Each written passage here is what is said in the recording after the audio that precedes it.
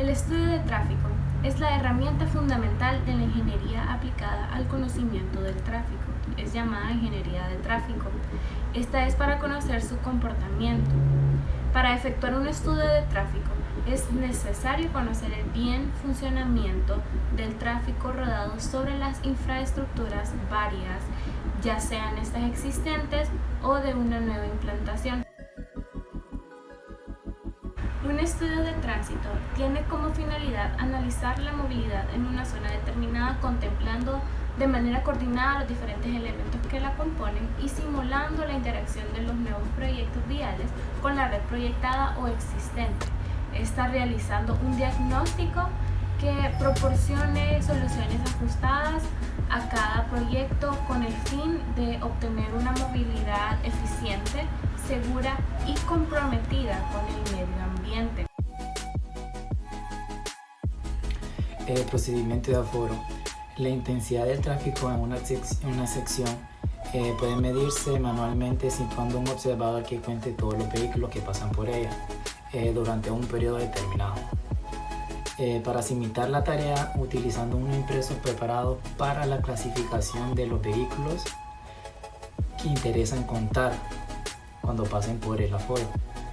Los aforos manualmente tienen una ventaja que permite distinguir entre distintos tipos de vehículos que resultan imposibles con aparatos automáticos. Lo inconveniente de este tipo de aforo es que es muy caro. Planes de aforos en redes viarias. Para conocer el tráfico que circula en las distintas carreteras de una red es necesario elegir las secciones donde se van a realizar los aforos, que forma que en representadas todas las vías de la red. Casi toda la administración es de carreteras realizadas periódicamente campañas de aforo para conocer la evaluación del tráfico en la red. Para escoger los puntos de aforo y la duración de los aforos se siguen unas normas que son parecidas en todas ellas. Utilización de los datos de aforo. Los datos que se obtuvieron en los planes de aforo se utilizan en el proyecto de las actuaciones que se hayan de afectar en las carreteras. Los mapas de tráfico. Esta es una forma de representar esquemáticamente de la red de las carreteras como son las nacionales, regionales o municipales. Esta representación permite darse una idea de la distribución del tráfico en la red y poder localizar los tramos. Objetivos. La velocidad que desarrollan los vehículos en una carretera permite apreciar el funcionamiento de la circulación. Por ello, la medición de velocidades y de tiempo de recorrido es importante en los estudios de planeamiento o de una red viaria y para la calidad del servicio de la misma, teniendo en cuenta la demanda que soporta. Procedimiento de la medida de velocidades instantáneas. Hay dos métodos de obtener la distribución de velocidades de los vehículos. Uno de ellos es midiéndolos al pasar por un punto fijo en carreteras, que es la forma más simple, y es estableciendo dos marcas en la calzada y medir el tiempo que tarda el vehículo en pasar de una a otra. La distancia entre estas marcas depende de la posición con la que se pueda medir el tiempo. También puede medirse la velocidad de los vehículos obteniendo imágenes de la carretera y midiendo la distancia recorrida entre dos imágenes sucesivas. En este caso se miden las velocidades de todos los vehículos que hay en tramo en un momento dado. Para esto conviene clasificar las velocidades por grupos de vehículos, separando las motos, los coches y las camionetas. Medidas de tiempo de recorrido y demoras. El tiempo empleado para los vehículos en recorrer un tramo se utiliza para medir la calidad del servicio en este tramo y valorar el efecto de las medidas que se hayan adoptado para ello. Para eso se debe obtener el valor medio de este tiempo de recorrido. Para hallar las demoras que sufre el tráfico en intersecciones y otros puntos se siguen métodos similares y a los datos obtenidos se emplean con iguales propósitos. Un procedimiento poco exacto que puede emplearse en tramos cortos es el siguiente.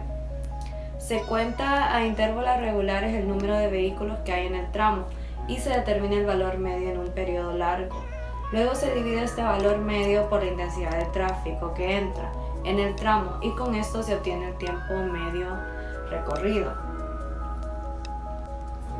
Para el tramo más largo se emplea otro método que consiste en colocar en la entrada y en la salida del tramo dos equipos que estudien y observen cada vehículo, que anoten su matrícula, el tipo de vehículo y el instante en que entra o sale. Carretera se ocupa el aforo del tráfico porque queremos saber las carreteras cuántos carriles deberían de tener.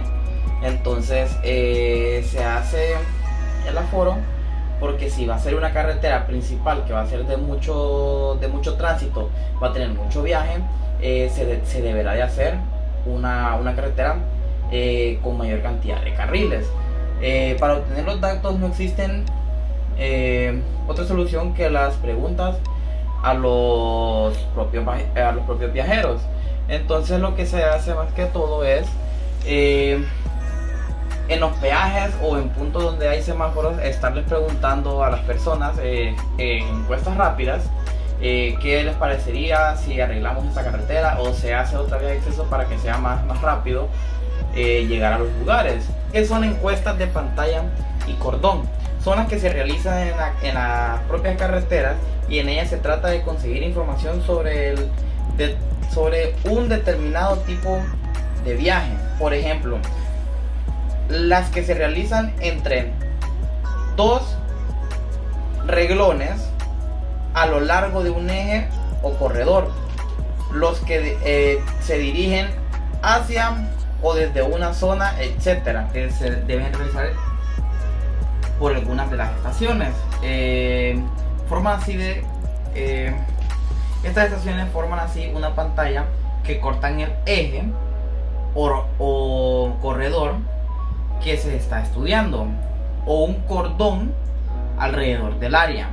Las encuestas se realizan en todas las estaciones simultáneamente y su duración suele ser un día entero o 16 horas si el tráfico nocturno no es importante.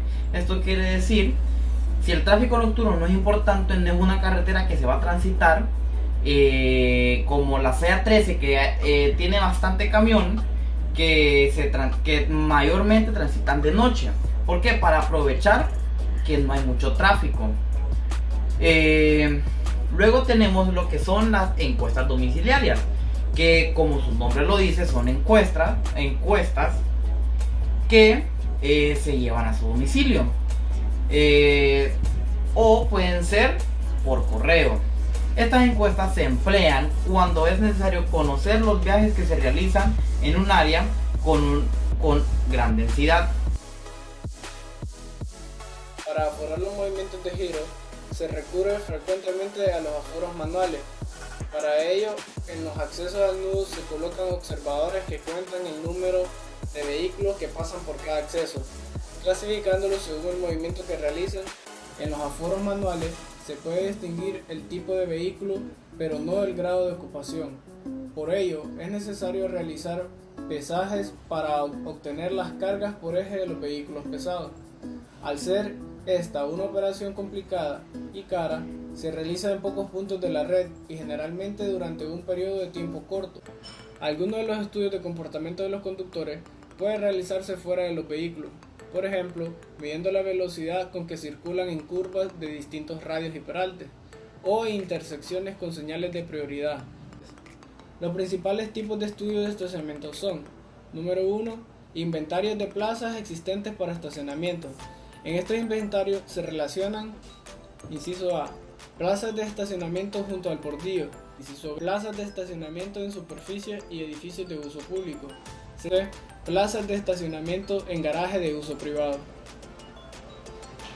Número 2, análisis de la utilización de las plazas existentes.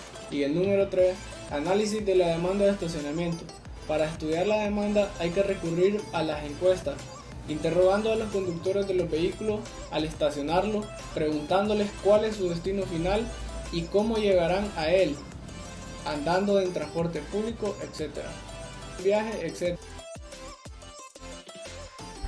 Con la presente investigación se logró evidenciar que la ingeniería de tránsito y transporte no solo obedece a tratados, normas y estudios. Este análisis es mucho más profundo, es de campo y de administración, un juego de soluciones para el mundo de las complicaciones. Se entiende por ingeniería de transportes y vías el conjunto de conocimientos, habilidades, destrezas, prácticas profesionales, principios y valores necesarios para satisfacer las necesidades sociales sobre la movilidad de personas y bienes. Esta ha sido nuestra presentación. Espero que la hayan disfrutado y haya sido de mucho provecho.